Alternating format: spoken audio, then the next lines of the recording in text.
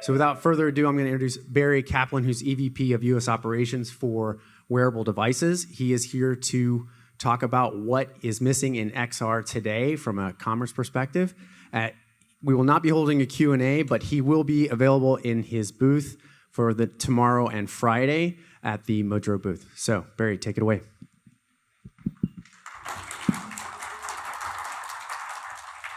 Thank you, everyone. Right. What you're seeing right now, feeling, hearing, it's all an illusion. About 1% of what I'm saying to you is being accessed by your brain. The remainder is just being filled in. Professor Anil Seth is a professor of cognitive and computational neurology. He says that our brain acts as a kind of prediction machine. It tries its best guess at figuring out all the sensory information that's coming at it from the outside world. So the brain is really disconnected from these outside inputs, and I'm going to show you just how bad it is.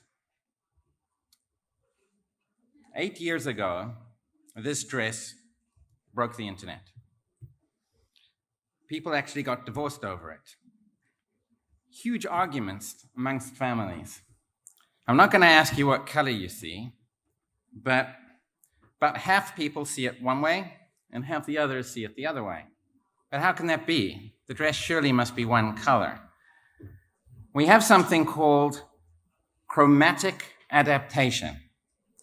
There's a part of our brain called V4 that when it accepts certain visual input information through 3 streams, combines them all together and creates color. If many of you spend your time indoors, you're probably seeing gold and white. If you spend a lot of your time outdoors, you're probably seeing black and blue. Let me help you a bit. That's with a 10% yellow illumination overlay. Now I'm going to go in reverse. That's with a 10% blue illumination overlay. So, what does the dress actually look like? Right after this controversy, the company that makes the dress, Roman Originals, tweeted out this picture. The dress is clearly, I would hope, to everyone here, blue and black. So how is it that half of us saw it as white and gold? In 2018, 500,000 respondents replied as to what they heard when they heard this sound. Laurel. I'm going to ask, if I may, in the next audio file, how many of you heard this sound? Very. Show of hands? In the first audio output example. Show of hands, how many heard this? Laurel. Laurel. Amazing. 53% of survey respondents heard Laurel. 47% of survey respondents heard Yanni. What's going on? It's the very same audio file. But if you have sensitivities to low frequencies, you'll hear Yanni. High frequencies, Laurel. Okay, 2 down, 1 to go. What about the rest of our body? Can we be fooled into thinking that something that's not part of our body is part of our body? The body ownership illusion should illustrate this quite well for you. In this experiment, we have the subject with his real hand being caressed by a brush, while simultaneously a fake hand in the middle, which he sees, is also being brushed. Now, he doesn't see the real hand being brushed, only the fake hand. And yet, when his brain perceives that the fake hand is in danger, he instantly pulls it back. So, dresses of different colors, sounds that don't quite match up, body parts that we think are ours that aren't. Okay, I think I've well established that we are all living in a kind of simulated reality. What we see here is called the homunculus. a rather strange-looking character. What it represents is the amount of brain activity required for each appendage. Look at the size of those hands. Enormous. 40% of all your brain activity is dedicated to the hands. 40%. So if we can know what our hands are doing at any particular point in time, we can know what our brain is thinking.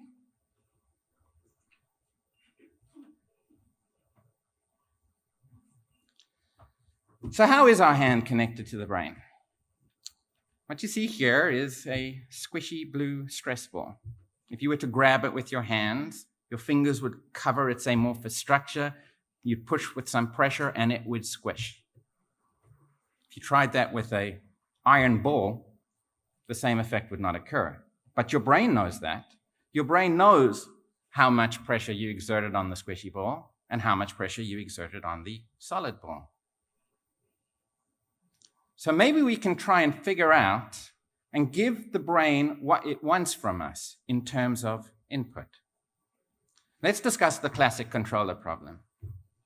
This gaming controller, when you're grabbing it, doesn't feel the pressure of your fingers and doesn't know how your hands have formed around the controller itself. It doesn't act in a very intuitive and natural way when playing a game. So I'm going to switch gears a bit, keep all of that sensory information at the front of your mind while I discuss a different type of technology. When I was 7 years old, I was promised flying cars. I still don't have flying cars. But that stuck with me, that whole concept of flying cars. Why don't we have flying cars? Well, let's look at an earlier technology. Let's look at cars themselves. Here's a street scene of Manhattan's Fifth Avenue, 1900. Look carefully. Every single vehicle, horse and carriage, except one. One automobile, one gas-powered car. 13 years later, every vehicle gas-powered, except one horse and carriage. 13 years, and an entire technology was completely overthrown. From horse and buggy to automobile. So what happened? I mean, the Industrial Revolution had happened before that. Why these 13 years? What happened that was so spectacular that all of a sudden we got this new technology? Well, people realized these cars, they go fast. They don't have to be fed. They go great distances. Oh, wait, people are paving the roads? That's great too. Now it's more comfortable. Gas stations? Amazing. So when you have the infrastructure in place and the technology is easier to use, you'll have mass adoption. So where are my flying cars?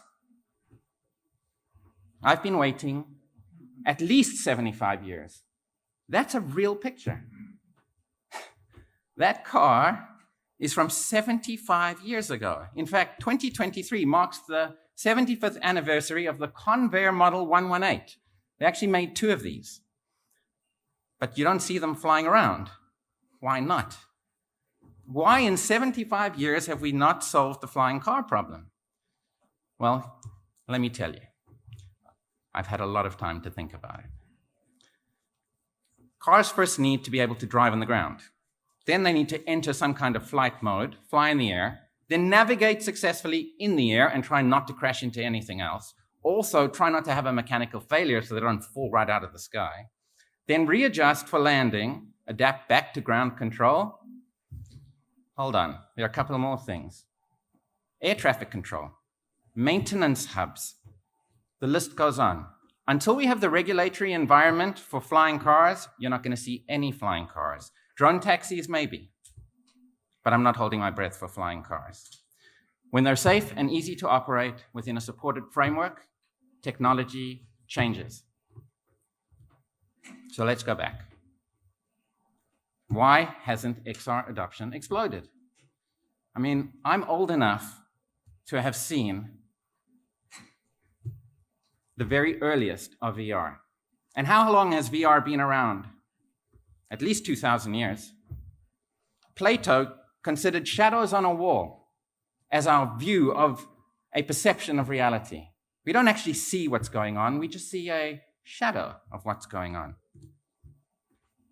Jump forward a few thousand years, and you have Descartes with cogito ergo sum. I think, therefore I am. What can I know about my surroundings? Not much. And even that statement is not entirely accurate. And then, 28 years ago, they teased me. They gave me Nintendo's Virtual Boy. So where's XR? That was 28 years ago. What happened? Has it changed that much? Look at that image. The headset's the same. We're still tethered. What we need is to rethink the XR interface. Stop focusing on the user's device, focus on the experience. What does the user want to do? The user wants to interface with his or her spatial environment in the most natural way possible. So face computers should prioritize the user. Many people are afraid, very fearful to put this device on their face and exclude themselves from the outside world. So how do we close this human input-output gap? I mentioned earlier that what we take in is orders of magnitude more than what we output. What we see around us, according to neuroscientists, only 1% of it is acted on by the brain. So how do we output? Well, first we think about something, then a neural signal fires, then some muscles move in our body, then we interact with some input device, and then a command is executed. But what if we could go from intent to command instantaneously? Why do we need all of that movement? Why can't we go directly from the brain to the input interface? Now let's consider the interfaces. PCs, I lean forward. Smartphones, I might lean back, I might sit in a chair. Goggles, I might sit a different way. Voice input, I don't need to sit in any specific way at all. So let's consider how a person needs to behave in a spatial environment. We need to modify the GUI. You can't just take a desktop GUI and throw it up on a virtual reality screen. Extended reality needs a new mindset. We have to be able to give people big graphics, easily differentiated, allowing for relaxed motions. And in the context of Fitts law, low difficulty. It should be easy to do.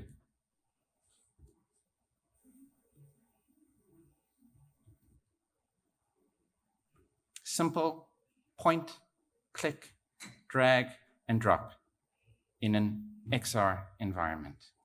That is what we need. So let's look at the current approach to HCI.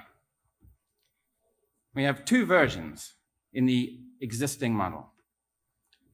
We either have a pointing device or a character-based device. Pointing devices give us position, motion, pressure. Our character devices give us text. But these are devices. What does the user want to do?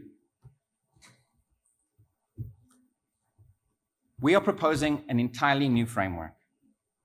Don't worry if you can't see it all at once. There's a lot of text on the screen. We are putting out a white paper in the next week, which covers all of this in immense detail. We're proposing a new framework that looks at the user interaction, looks at the input method, and looks at the appropriate device. Not every device is appropriate for every interaction. Sometimes the device needs to change in order to manifest the best interaction. And so we propose 4 parameters: handheld versus hands-free, hands-on versus touchless, big versus small movements, and the time it takes for the user to interact with the device.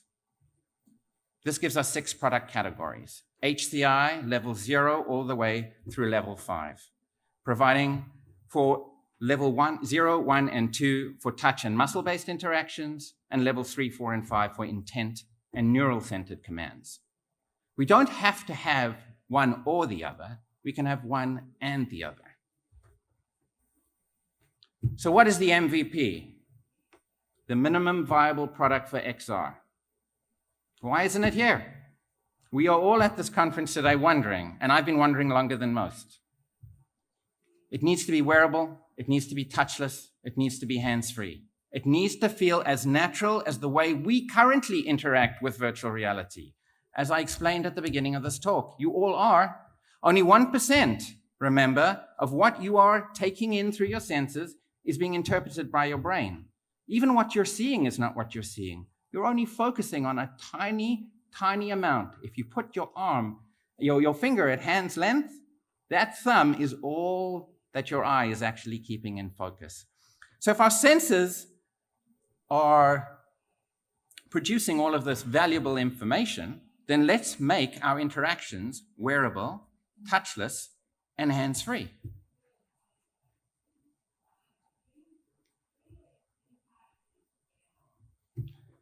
The functionality when moving to an XR environment needs to move across as well. Spatial commands like point, click, drag, and drop have to feel natural and intuitive. So why are we here? Because Wearable Devices has designed the world's first band for the XR environment. This band utilizes a set of electrodes to read your neural inputs to allow you to touch nothing and control everything. We've developed a technology called surface nerve conductance. When your brain initiates an intent, it fires off neurons. Those signals travel through a nerve bundle packet along your arm, through the median, ulnar, and radial nerves. Our device, with its 6 sensors, 3 for each wrist, picks up the biopotential, the ionic skin discharge as it hits the wrist. We pick up that signal, process it through deep learning AI in real time, and figure out what gesture you just initiated.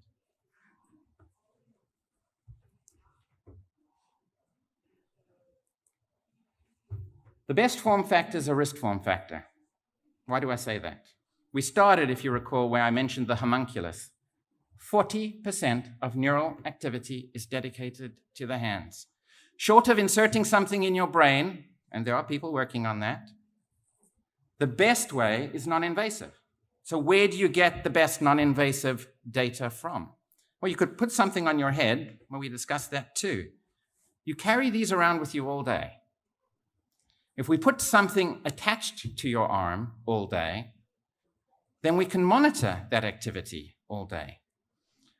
So we have created a wrist form factor with a 3 SNC sensor array, a LiPo battery, Bluetooth LE, 6 degrees of freedom, and an ability to connect to any wrist-worn wearable. Shown here is the Apple Watch, but it could likely be any other wrist-worn wearable. Over the last few years, we have met with hundreds of companies, got insights from thousands of users, and believe that we have what it takes to solve the XR interface problem. In an industrial sense, pressure sensitivity has hundreds of use cases.